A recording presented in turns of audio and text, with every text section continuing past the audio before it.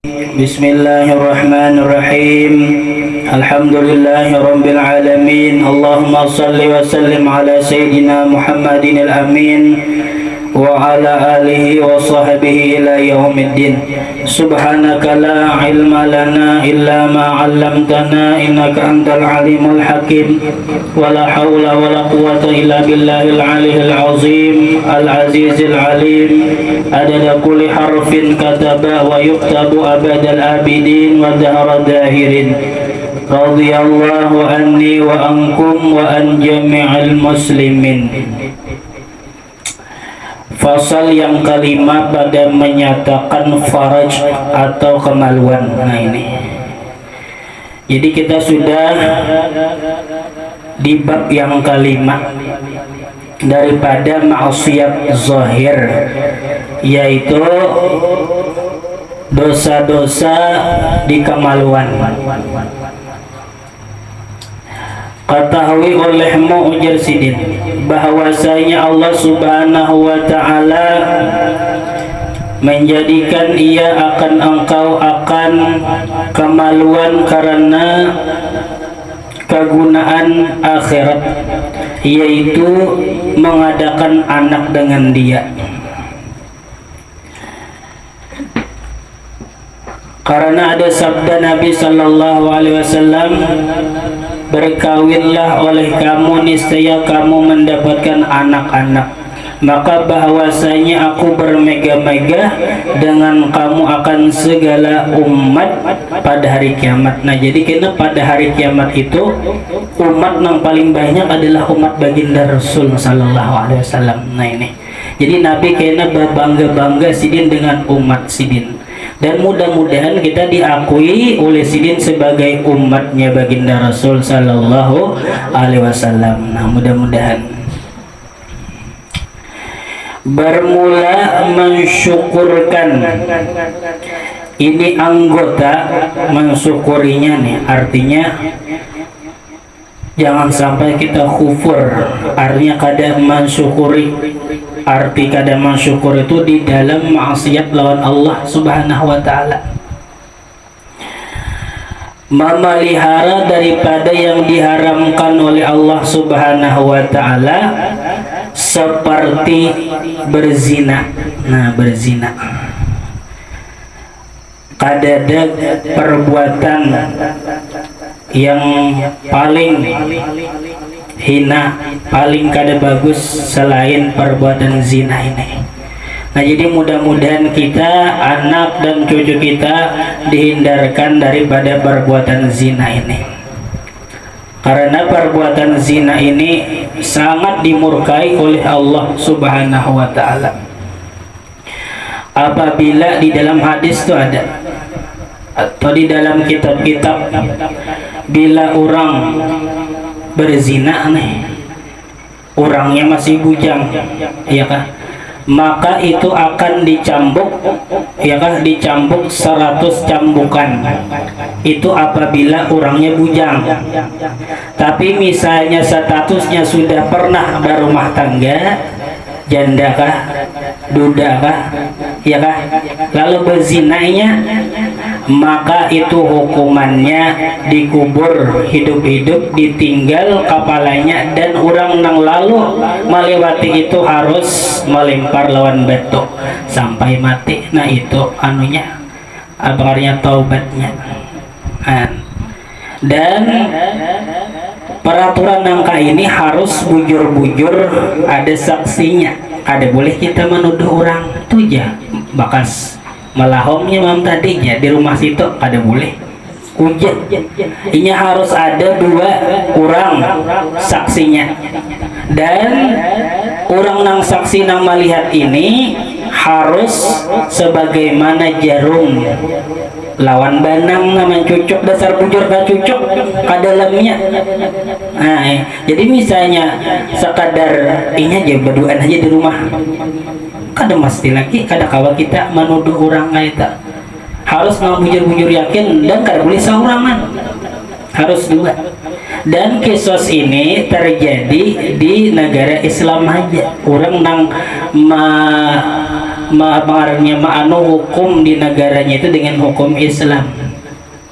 Kalau misalnya tak dapat nengah itu syaratnya sudah sah, ya kah? Syaratnya nih sudah sah, artinya sempurna sudah syarat-syaratnya. Orang ini memang harus pengaruhnya boleh misalnya, ya kah? Direjam. Tapi kada di negara Islam kada yang menerapkan hukum Islam, maka kada boleh juga. Kada boleh juga. Nah, jadi Nabi itu pernahlah didatangi oleh seorang nang bunting, orang nang baranak. Nah, bunting dah dibatianan di kita. Lalu ujar nang binian tadi, ya Rasulullah ulun berzina. Ya Rasul, ujar binian tadi, ya Rasulullah ulun berzina. Kada dihirani oleh Nabi. Anggalin Nabi, berjalan Nabi, diiringinya oleh bibinian nang bundeng tadi, nang batianan deh. Ya Rasulullah ulun berzina. Tak ada dihirani Nabi. Berapa kali binian tadi hendak minta apa kisos, hendak minta kisos, tapi kada dihirani oleh Nabi. Sampai Nabi berkumpulan lawan sahabat nang kayak ini nah di majelis sidin, datang pulang bibinian nang batianan tadi. Ya Rasulullah, kisah ulun berzina. Nah, iya ya Rasulullah. Iya kah? Ujar Rasulullah, iya sudah. Banyak orang. Lalu ada kan saksi tah. Lalu ujar Nabi, amun ikam hendak dikisah juga, lahirakan anak ikam terdahulu. Lahirakan anak ikam terdahulu. Ayo, berapa bulan? 9 bulan, 10 hari kan masih? Ya kurang lebih lah, iya kah? Sekalinya datang pulang biniannya, dasar hendak dikisos, dasar kada hendak diazab kaina apa ngarannya di akhirat. Karena azab di akhirat ini kada ada ujungnya. Sakit di dunia tuh ada aja ujungnya, ya lah, ada aja peampihannya. Tapi mun di akhirat kada ada lagi. Lalu datang binian tadi, ya Rasulullah, ulun anak siap lakonnya sudah dikesas nih, sudah tuntung melahirkan, susui anak ikam ya Rasulullah. Kayak apa kasih sayangnya Rasulullah? Ini kada Rasulullah tuh kada, ya Rasulullah nang tahadul ya Rasulullah berzina. Siapa lagi nang menjinahi ikam? Kada pernah riwayat Nabi mengatakan nang kayak itu. Ada kita kan kepo, lawan siapa ikam? Iya kalau lawan siapa ikam begawi itu teh? Rasulullah kan tidak ditinggalkan oleh Rasulullah. Tidak ada riwayat Rasulullah menak-nak berdiam, Rasulullah dia tinggalkan. Nah, ini ulama ada mensarahkan hadis dan kisah ini. Nang pertama, mon kita tuh, ya kan, suah memperbuat nang berzina ini, tutupilah hanya kita lawan Allah nang tahu. Jangan ada kisah, dan jangan hendak minta kisah kayak orang tadi. Sebutnya Rasulullah saurangan loh, Rasulullah tadi awalnya tuh, ya Rasulullah kisah ulun berzina.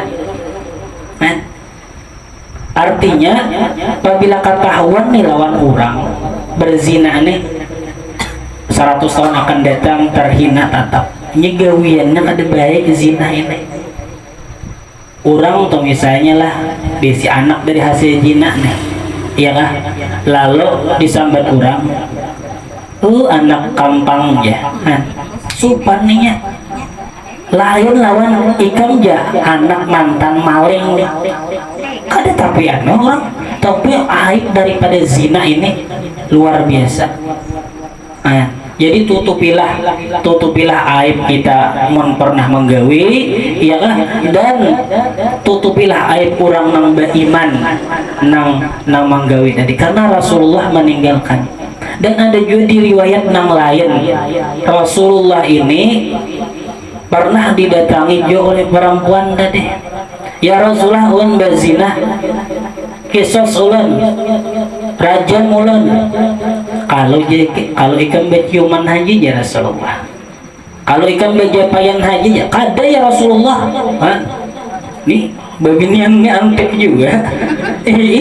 Maksud Rasulullah nang kayak itu tarinya sembunyikanlah maksudnya itu. Ada ulama menafsirkan hanya Allah nang tahu lawan kita perbuatan zina ini, karena apabila kan zina ini kan apa ngarannya urusannya hanya lawan Allah bukan lawan makhluk.